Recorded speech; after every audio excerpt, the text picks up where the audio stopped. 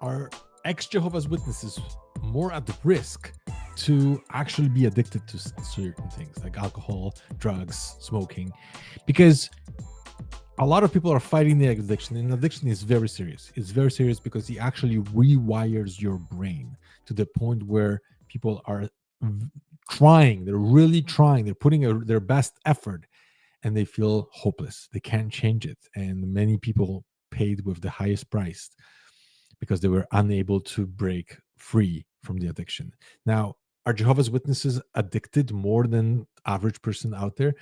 To be honest, I got to give this to Jehovah's Witnesses that they, majority of them have a high standard and they don't accept many things that would harm you as an addiction. So, of course, they do not accept any smoking. If you try to smoke cigarettes, that will automatically be a disfellowshipping offense. Not because you smoke one cigarette, but because you decided to smoke regularly. Like if you caught smoking one cigarette, for sure you're gonna lose privileges, no privileges in the congregation, and they might talk to you and then give you a reproval if you promise never to do it again.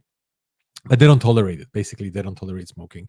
Of course, marijuana, smoking, same thing, or taking any drugs is the same thing. When it comes to alcohol, obviously they don't disfellowship for drinking alcohol, but certain people did get disfellowship for getting drunk or becoming an alcoholic. So it is definitely danger there, but at the same time, they don't tolerate it.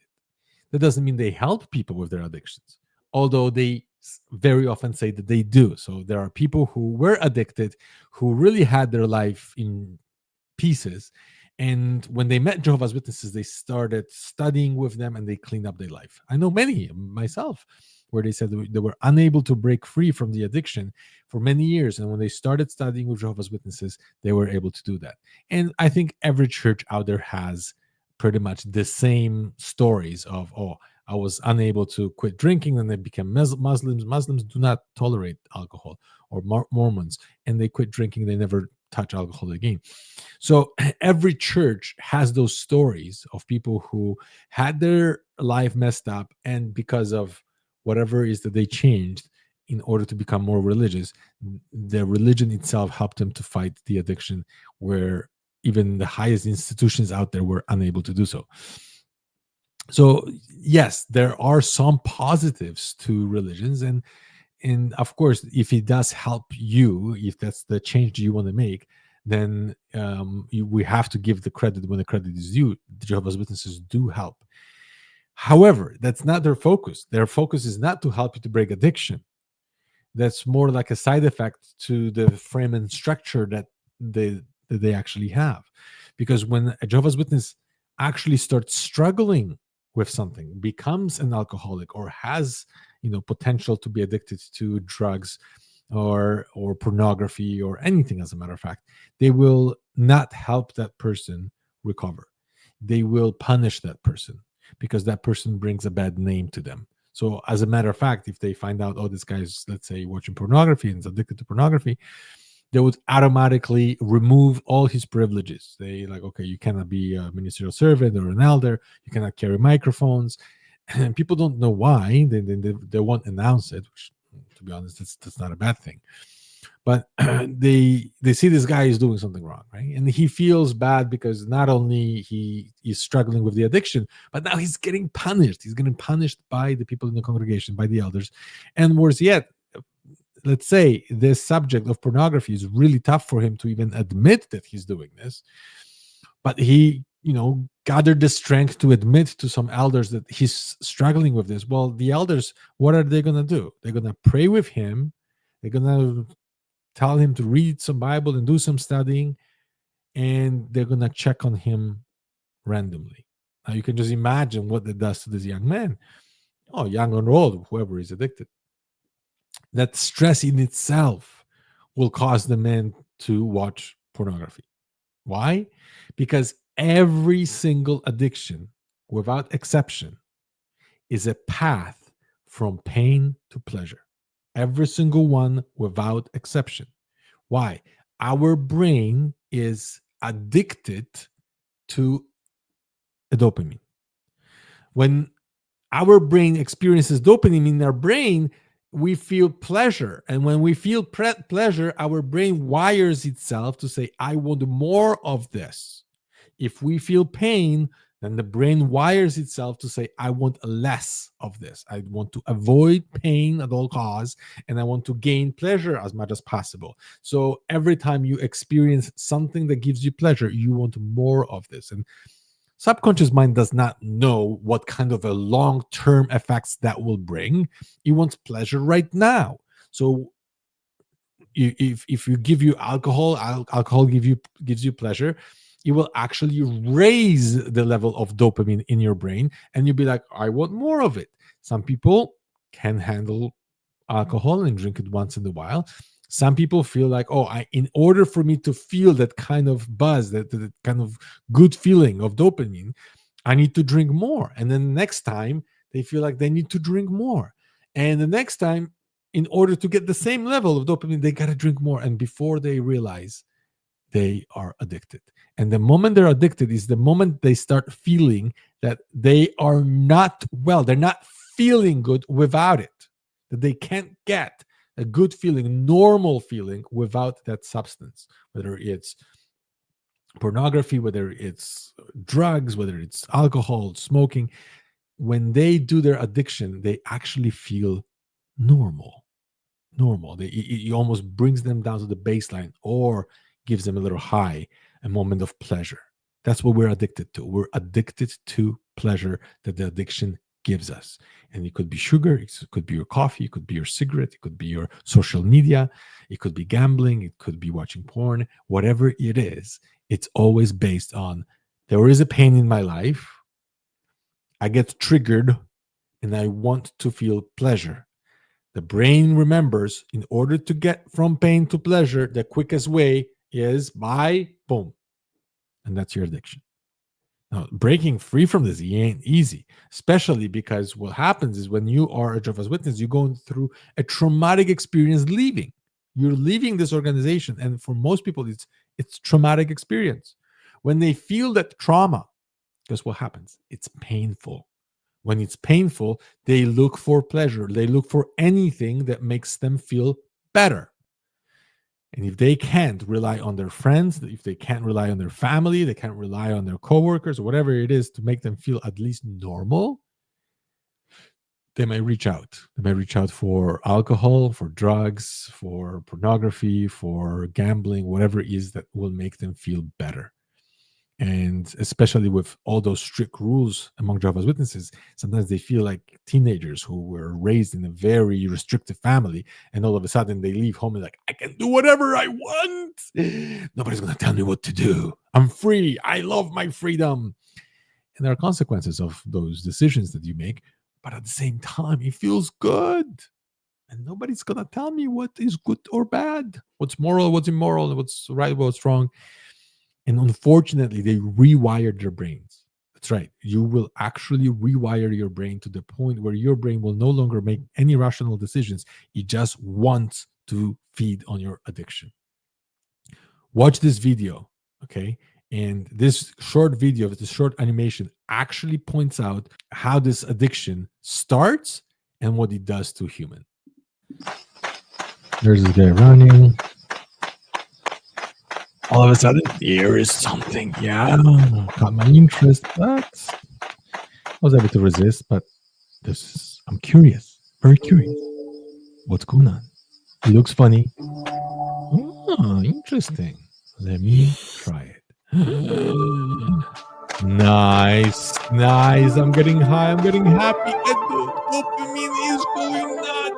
I love it. Absolutely love it. That's the experience. Now, what happens? I want more of it. The more I have, the more I love it. Again, boom. But this time he ended up on his bum. So it's like, oh, I heard a little bit, but I can handle it. There's another one. Now I need it. Now I need it in order to feel great, but the high is not as good. And I end up hurting my bum. But I can shake it off. It's okay. Let me get another one. And yes, I feel great. Dopamine's high, but I just kind of end up and I kind of seeing the changes happening, but the high is still there. Not as bad, but I feel bad. And I'm trying, and nothing in life makes me as happy as this. I'm gonna drink it again. Boom. And I feel good, and I collapse. The life is starting to get bad, and my body is getting bad. And nothing makes me happy anymore except this one thing. And in order to feel good, at least for a moment, I'm gonna drink. And it drops you down to your knees. Yep. And now everything seems dark and everything seems hopeless. And you can't go back. The only moment of happiness, the only moment of feeling good is this. Am I going to drink it? That's what addiction is. It starts so innocent. It starts with tiny little things that you thinking, I can handle this. And then before you know it, boom. So what happened is they took rats. Okay, here's an interesting experiment. They took rats and they put the rat in a cage, and in this cage there were two waters. One was just water, and the other one was water with cocaine. As you can imagine, this rat chose the water with cocaine because it gave him high, and he became addicted very quickly. And people concluded, oh yeah, if you have a choice for feeling good or feeling average, then you're gonna choose feeling good, even though the rat does not know what kind of consequences the drug will bring him later on. And most people don't think about the consequences tomorrow. They think how they want to feel right now, because today they feel pain and they will do whatever it takes to stop it. And the quickest path from pain to pleasure is the addiction that they choose to use. And now you have a rat who is in this cage and makes this choice, and it seems hopeless, but people did something interesting. They said, you know what, let me put a rat in a rat paradise, when the rat is surrounded by other rats, when he can bite and eat and go through little places that he loves and chew on things and have sex and have friends, and he has got his community. Let's see what he's going to choose. And believe it or not, majority of rats did not get the water with cocaine. Why? Because they got their level of dopamine already by being with friends, with family, with doing things that they wanted to do, being happy in the environment they were in. They didn't need that level of dopamine from the drug. And it might sound a little bit ridiculous when I say that, but I can almost guarantee you can get rid of any addiction within minutes. Minutes. And you might say, Jacek, now I know you lost your mind. You don't know how hard it is to get rid of addiction. I tell you what, if somebody is addicted to this phone and they absolutely love it, and you have a teenager, for example, that loves all the games over there and social media, and he would rather give up the arm than give up the phone.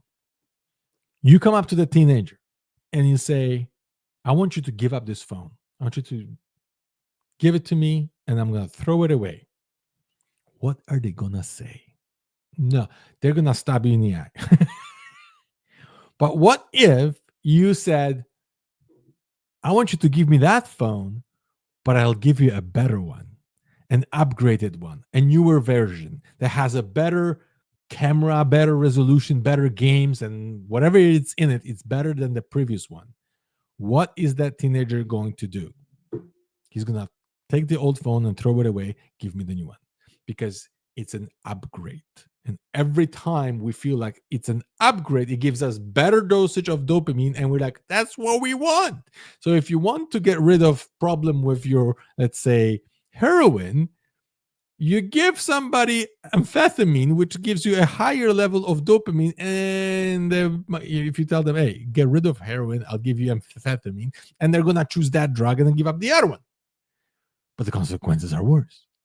See, everything is addictive if the dopamine is there. So I actually ask AI, what level of dopamine certain things can give you that could be addictive. So things like music in itself can be not only addictive, but It can make you feel good. There's very little side effects to it, but music in itself can raise your level of dopamine by 5 to 10%, right? Caffeine, 30 to 50. You can get addicted to it as well. Social media, 50 to 150%. You can raise your dopamine level. Exercise, 50 to 100. Sex, 100 to 200. Gambling, 300. Sugar and high processed food, 100 to 150%. Amphetamines, 200 to 300%. Alcohol, 100 to 200%. Opioids, 200 to 300%. Nicotine, 150 to 200%. Cocaine, 300 to 400%. And metha, oh, metham, meth, oh, I can pronounce it. Methamphetamine is 1,100% dopamine, higher than normal. So people who go for these things, they experience this. And guess what? It rewires your brain because that chemical in itself will say, I want it. I want it more. Now, the problem with being ex Jehovah's Witness is when you lived like a child, when somebody always told you what's right, what's wrong, what's good, what's bad, and kept you in that frame, in that cage. When you leave, you're not only having a hard time making decisions, but there's an enormous amount of pain. Jehovah's Witnesses actually want you to experience pain. Yes, when they disfellowship people, they want that person to experience pain. That's why they do the ostracism, because they want the person to suffer when they're outside of organization and feel good when they're inside the organization. That pain and pleasure. The more pain you experience when you're outside of the organization, the better chances for you to return. So they do whatever it takes to create that pain in your life to make sure that we can convince you to come back. And some people even brag about it. They have interviews at conventions saying, "Yeah, how was this fellowship? It was so painful. Not being able to talk to my parents, not being able to contact my children. It was so painful that pain caused me to return to Jehovah." And everybody's like clapping. Yes, yes, great.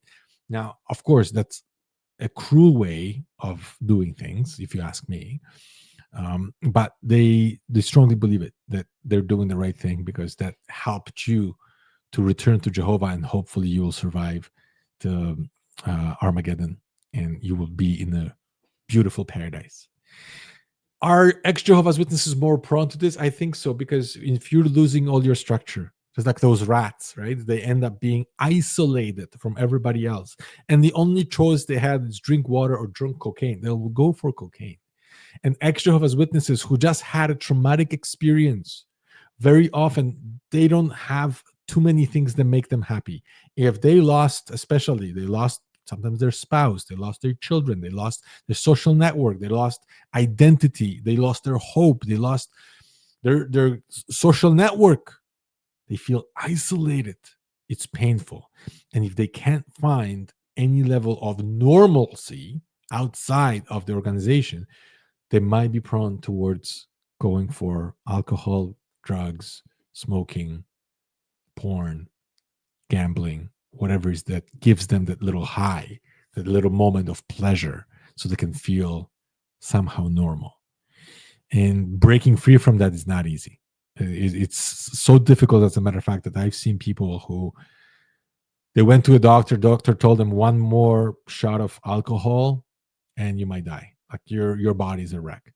And they would be like, I don't care what the doctor says. I'm gonna drink anyways. And they died.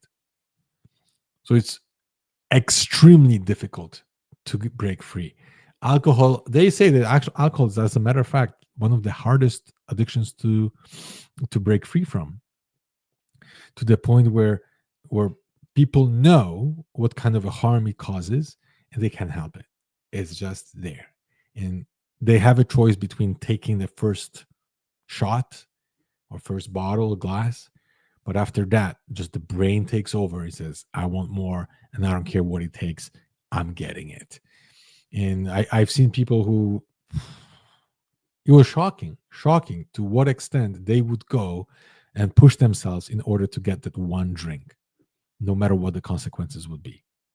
And it's heartbreaking, but that's how it is. To protect yourself, I would strongly recommend not getting into it in the first place. Don't think that, oh, you're stronger than everybody else and you can drink for a while and then you're gonna break free from it, because many people did. I tell you, AA, Anonymous Alcoholics, one of the largest organizations out there that helps people to break free from that addiction. You know who goes there? The people who go there are people who want to break free from this addiction. That means there's an enormous amount of people who don't want to, or don't feel like they need help. They feel like they can handle it on their own, or they think they should break this addiction, but they just don't do it. But the actually small percentage of people who recognize that they have a problem and they need help, and they go to this institution to help them, and they've been trying to figure it out, this 12-step program, and perfect it to the most effective way possible. Do you know how many people actually are being helped, actually quit drinking? I couldn't believe it when I saw it. I was like, that's impossible. I thought maybe half, maybe 3/4, maybe only a quarter of people are not getting helped. But I thought majority would. What do you think? 50% people get helped? Much less than that. 20%? Less than that. 10%? Even less. 4% of people who ask for help, ask professionals for help, actually can say, yes, I won against this. So don't think that it's a small thing. It is a major problem. Don't test yourself to see if you can handle. The best way to protect yourself from addiction is don't start. Because once your brain gets rewired, it is possible. It's extremely difficult to go back. And many people tried, many people failed. And when they realized, oh, there was no going back, many people pay the highest price. Actually, I found it very interesting what Portuguese people did. In Portugal, you cannot go to jail for having drugs. They figured out this. We're spending so much money to put people in jail for using drugs. Why don't we take that money and actually help these people? Which I thought it was a brilliant idea. Because they can catch a guy, he has some drugs with him, they put him in jail, he comes out of jail, and do you think he's cured just because he spent some time in jail? Not a chance. So what they do is they figured out that in order to help that person, first they have to remove him from his environment. So they take the guy and say, okay, here's what we're going to do. We're going to invest in you. But this is what you got to do. You got to say goodbye to all your friends and family. And you're moving from one city to another city when you know nobody. And in that city, we'll help you to get a job. We'll help you to get your apartment. You're not going back for minimum 1 year. And they create a different environment with a purpose in life, with totally different network of friends. And they're not allowed to contact and go back to their own city. And it works. It actually works. You put a person out and you put him in a different environment and you give him something to do. When they start feeling that dopamine from the job that they do, from the network that they have, from the friends that they have, and they might not go back. That doesn't mean they don't go back. Some do, of course. But here's another option in their life that makes them feel good, and they feel like they growing and they outgrow this need for addiction, because now they feel good from other sources and they don't need the source of addiction like they had before. So there are definitely programs that they work, and there's definitely things that the people can do. But one of the main thing that shifts, that makes the decision in somebody's brain, is actual pain, but pain towards addiction. So one therapist that he called himself a one-time therapist, You go to him, you pay quite a bit of money, so you feel like you're invested in this, but he will cure you from your addiction one time. You don't have to keep going for 10 years straight trying to cure yourself. No, you go one time. So I give you one example of how he helped people to, let's say, cure the addiction from smoking. He would take the guy and says, okay, let's go to a store. We're going to a store, 10 cartons, 10 cartons, pay the man. I'm like, what? You're going to make me smoke 10 cartons of cigarettes? See, previously there was pleasure attached to smoking cigarettes. He started adding pain towards smoking cigarettes. I was like, yeah, get 10 cartons. And then he says, okay, grab a cigarette. Start smoking. I was like, grab another one. Put cigarette between every single finger you have. 2, 3 cigarettes between, suck on them, suck on this one, more. And he would make the guy smoke so much that the smoke would come out of his eyes. And he's like, I don't want to smoke anymore. He's like, what? See, a change happens only when we get saturated with something and we start in our subconscious mind associating pain towards the previous behavior. If we associate pleasure, it will never work. Not for long term. We might stop it for a moment and then we'll go back to it. The only way to change something permanently is to associate pain towards our previous behavior and replace the pleasure that the behavior gave us with something else that gave us a higher level of dopamine, and it's not destructive. That's the only way to change permanently. Because why would you go back to something now you feel pain towards when you have a better way of dealing with something that gives you the same level of dopamine or higher, and it's not as destructive?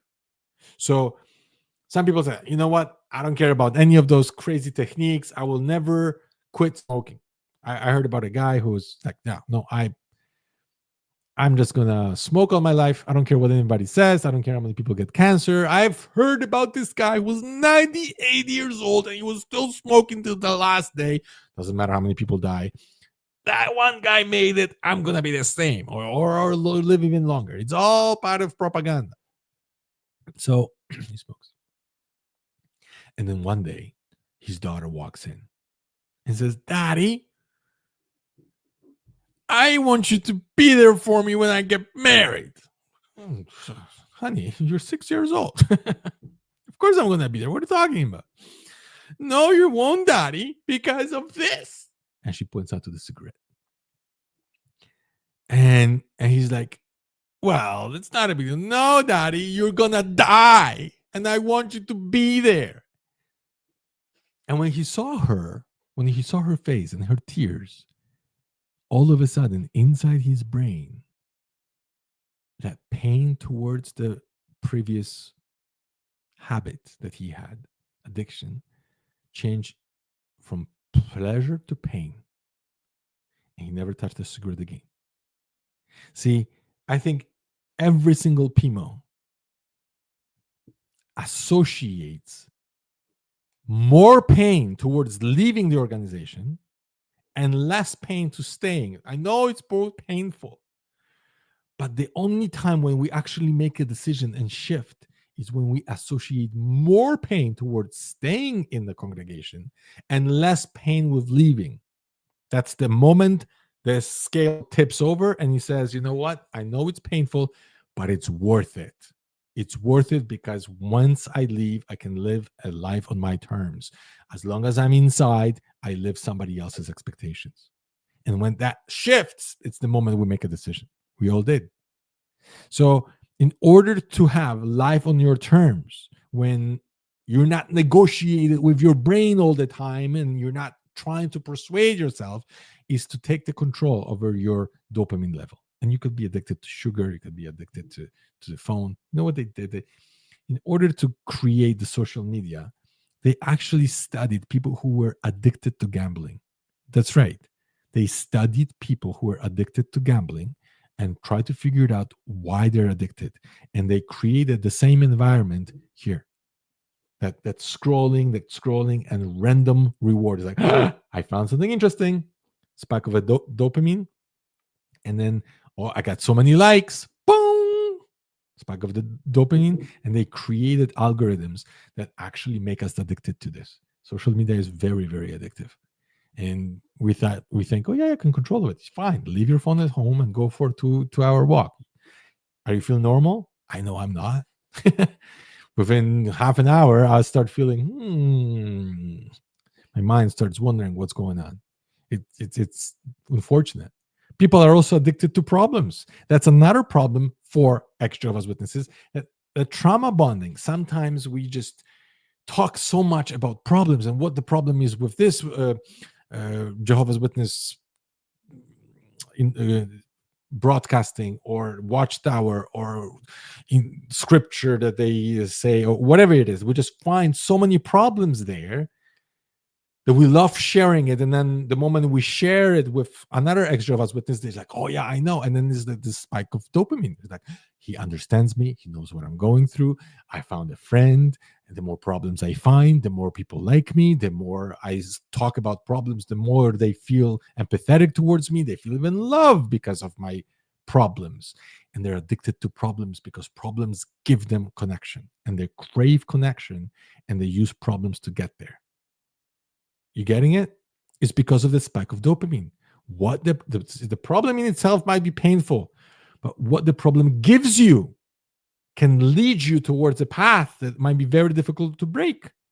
It's very challenging for many ex-Jehovah's Witnesses who 10, 15, 20 years later, they're still addicted to what Jehovah's Witnesses are doing and looking for every problem they have.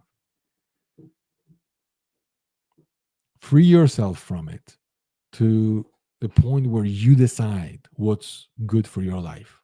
When you see a certain pattern, addiction is, we're all addicted to something, but not every addiction it has a negative consequences to your life. Some addictions have a major bad consequences to your life. And if you see those consequences and like, you know what, it actually harms my physical body, my mental health, my social network, my family life, my friendships. If you see that your addiction is harming it, then it's time to change it. It's time to make serious decisions where you're not stuck in this and you make some progress into a better future. Okay, thank you guys for watching this. If you have any idea how to help people with addictions and you have any comments, please post them. I'm very curious, because the training that we got as witnesses, it was very poor. It was almost like no matter what the problem is, it was always pray more, study the Bible, study the literature, go to service, go to the meetings, and everything will be fine. And when you realize that doesn't work, you didn't know what else to do. But there's tons of stuff that we can learn now, tons of books we can read. We can educate ourselves on techniques and certain strategies, how to control this subconscious mind so the subconscious mind is not controlling us. Share it. Share the books that you have read. I've read many books, and I was blown away by the knowledge and skills and wisdom that is in it. And when I compare it to what I've learned as a witness, it's like, I don't know, the reading children's book for kindergarten kids compared to people who really have some great wisdom in the subject. Thanks, guys, for watching, and I'll see you in the next one.